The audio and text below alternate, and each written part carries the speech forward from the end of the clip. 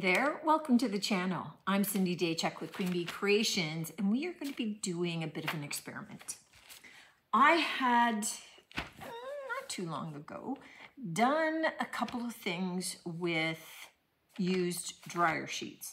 Now, I don't have any used dryer sheets, so I just went to the dollar store and I got a pack of new ones. But this is perfect. You can do it with your used ones. But when I was doing that, it just kind of came to me, oh, those smell really lovely, how strong these are, right? They're pretty hardy little sheets of fibers, whatever they happen to be. So paper mache bowls are kind of having a resurgence. They're kind of a thing. But I had somebody asking me about, they saw on, I don't know, YouTube or Pinterest or something, somebody did little bowls, not obviously not for cereal or anything, but little trinket bowls. That was the word I was looking for. Little trinket bowls out of the air dried clay. And they had stamped them. They'd done a bunch of things with them. And they were asking me about them, but they wanted to know like how much clay they used, and really found that as cute as they were, they tended to be really expensive. And so I had tried to think of some ways of doing a clay bowl that wouldn't use as much clay. So what I thought was this. I grabbed a bowl here in the shop. I'm not going to harm it, so it's okay. And I'm going to take plastic wrap, and I want to cover the whole bowl. Now, I'm not worrying about the inside so much as I just want to make sure the lip is fully covered here, because I just want to use it as a form, so I just want to protect the bowl itself.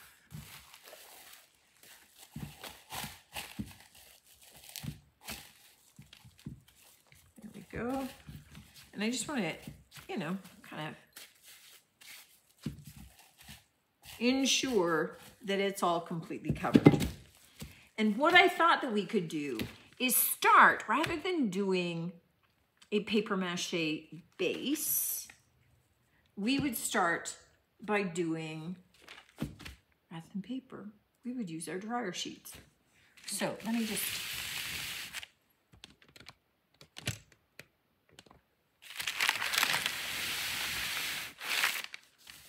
perfect.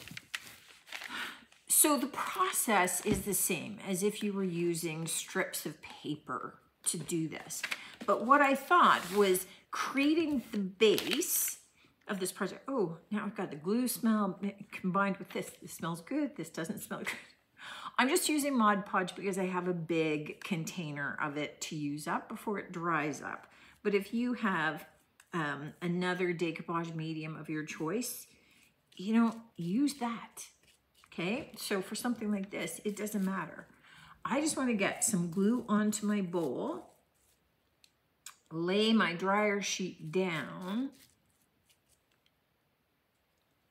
and I'm going to need smaller pieces. And then I'm going to glue over top of it. And what I want is to have this, and ultimately multiple layers of this, become the base of my bowl. And I'm just thinking, I mean, you could try it with the paper, but I was just kind of impressed when we were doing some of the other projects with these fibers of how kind of durable they seemed, right? How strong those fibers seemed. So what I want to do is just continue to tear up my dryer sheets and decoupage them over my bowl and create this base form. And I want to get this done today so that it has overnight to dry, so that we can do our next part to it. tomorrow. So we have a couple of steps to this, but really, you know, it might seem like it takes a long time, but really all it is letting it dry. So I'm gonna get one full coat over the entire thing, taking it right down to the lip. I'm just working on the base right now, and then I'll get, you know, then I'll take it lower. So just in case you're wondering, I will take it right down there. But I wanna get a couple of layers on. Okay, I'm saying a couple. A couple sounds like it's two, but I'm thinking 4 or 5. Just because I want it to be pretty strong. And then I'll let it dry overnight and we'll come back and we'll move into the next phase of our project.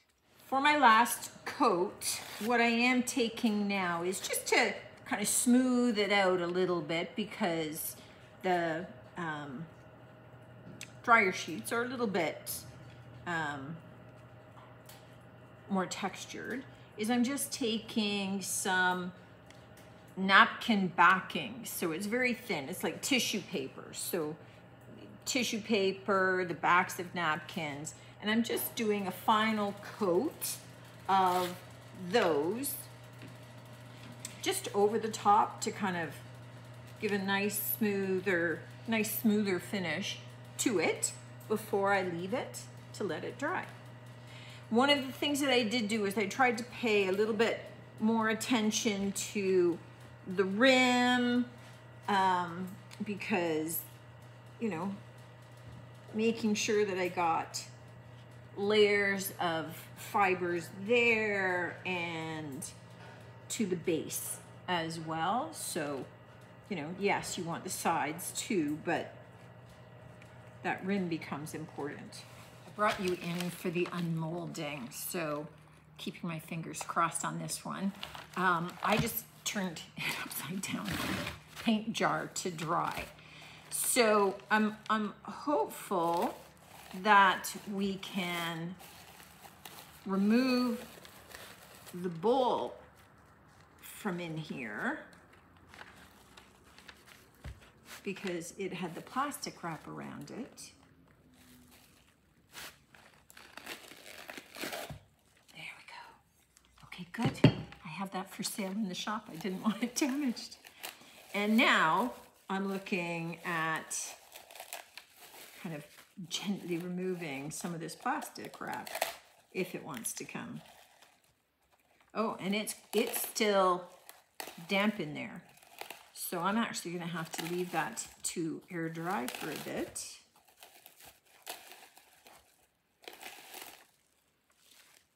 All right, that's the outside of our bowl. It just looks modeled right now, not because we needed a pattern, but just because that was some of the pattern that was on the little napkin that I used. You can see that it's quite flexible. It's not brittle though.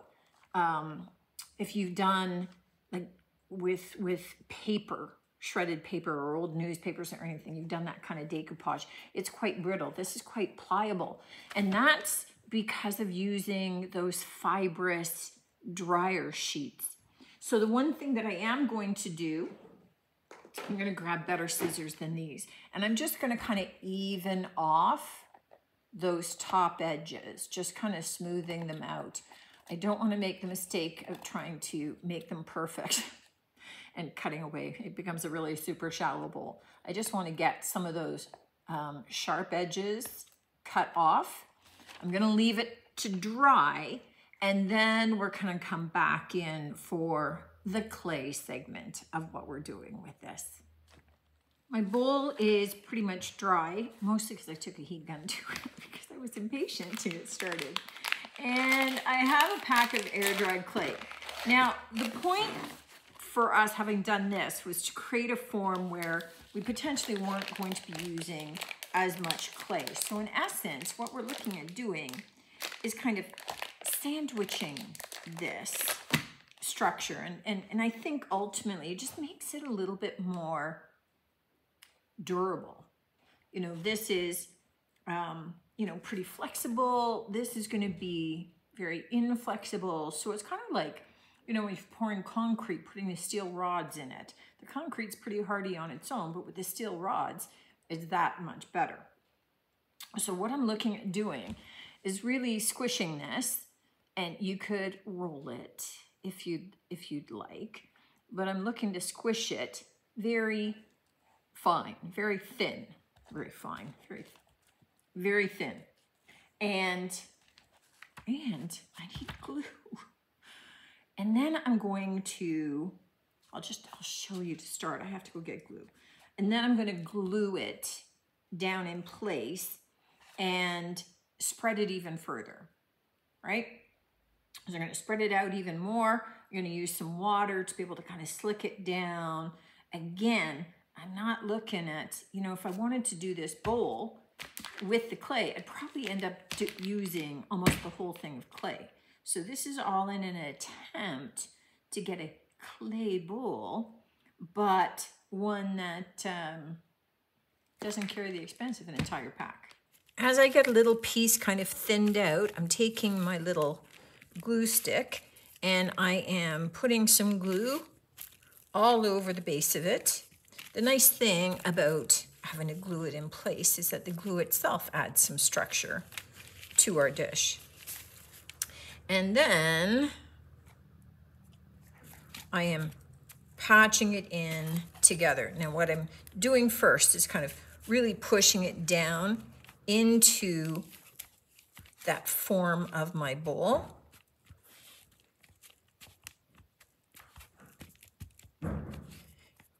And really pushing the pieces together.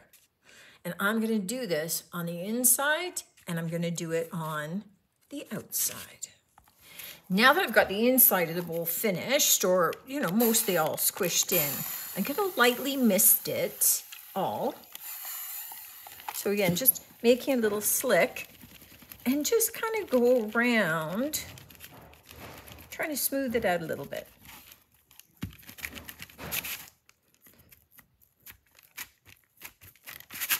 And wherever I could, I've kind of overlapped it onto the other side.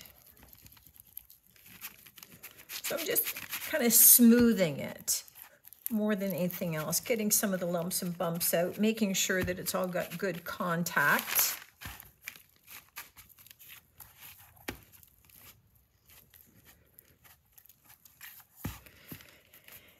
And then I'll let that kind of sit for a little bit to just firm up slightly before I go to work on the outside. Our bowl has had overnight to dry. Now I can feel, I had it drying on the base. So the base is still cold to the touch, which means it's not dry fully yet. And the whole bowl is still a little bit chilly, but you can still carry on with this. Now, when I had pressed the outside in, I could have also chosen to imprint patterns at that point in time. I didn't because I want to focus on the painted finish, but you could. So, you know, think about what it is that you want to do. I am going to lightly sand this. Now I'm going to be a little bit careful because it's still not fully dry. But I do want to just kind of knock off, you know, some of the places that I didn't get it as smooth. And it's not going to be perfectly smooth regardless, but I am looking to smooth it out. So I'm going to do that inside and out. And then I'm going to paint it in Azure, an all-in-one paint. Now I just happen to have Melange on my shelf as I was taste testing. Don't eat your paint. And I was testing. It's just past lunch. I'm a little hungry, I think. But as I was testing different all-in-one paints, I quite like this one, but it comes from the States. And anyway, it's a whole thing. So use whatever paint you want. I'm just using an all-in-one because then I don't have to seal. I can just move on to my next steps quite easily. So I'm just going to get this sanded, dusted, painted with all of that, and then come back. Now that my bowl is dry, and this has had all day Sunday. Today's Monday. I left the shop on Saturday. It's fully dry now, so it's nice and firm. Perfect. I just want to add some decoration to it now. I had debated whether I do dots or I do some stripes or something. What I've decided is I want to just do rough flames coming up. So I'm using a gold paint that was on my shelf, American Decor Metallics. I think I got this from Michael's, so a craft store. But use whatever gold paint you have. I'm using this rather than the DIY Golden Rule, only because this is a little bit more opaque. If I didn't have this already open on the shelf, then I would have used a Fusion Mineral gold paint. I am definitely going to have to do 2 coats because I'm painting this over the dark blue, obviously. But I just want to get the base done with a single coat, so then I can decide what else I might want to do. So what I was thinking was getting kind of a rough, and you can see like I'm not doing this evenly or anything. What I am thinking is to get a bit of a base coming up so that when the bowl is standing the right way around, that you can see the gold. And then I just want to bring it up irregularly. And again, this will be stronger.